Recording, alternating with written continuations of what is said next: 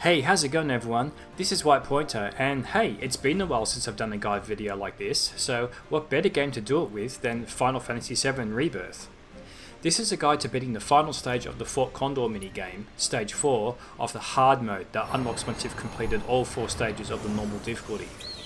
This is the best method I found to beat this stage, so hopefully it helps you too. So let's quickly start by looking at my setup. As you can see, I'm using the 4th unit loadout option, called Entrench Stronghold Defense Focused. Might seem a bit counterintuitive, but you really need the extra health and firepower of your headquarters and outposts for this strategy to work, but you also don't need any elite units. In terms of heroes, I've got Cloud and Barret. This is the combo that worked best for me in this stage. You might be able to substitute Tifa for Cloud, but I think Barret is absolutely necessary. Alright, so let's get the match started and I'll explain the strategy as I go. Let's do it. So as soon as the match starts, you want to set up a ballista and trebuchet about here, on the right hand side, a fair way behind the outpost, and lined up with the gap in the wall. Once you've done that, set up a single ballista in about the equivalent spot on the other side. Most of the enemy attacks will be coming down the right, so this is all you really need to defend the left side. Move back to the right and get ready to deploy an enforcer as soon as you can in front of your defense structures. This is about the time the enemy will send the 2 archfiends down the left, but your defense will take care of those. Once you have the ATB, deploy a 2nd enforcer on the right, and then a 3rd. If you've set things up properly, you shouldn't have lost any units yet.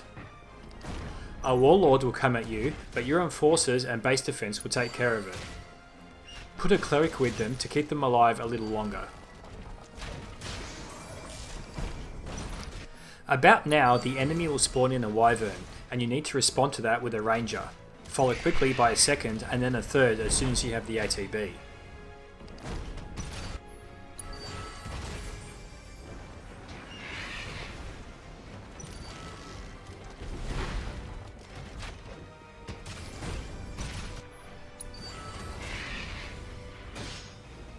Now here is when you'll probably get pushed back a bit, but that's fine as long as the wyvern is taken out.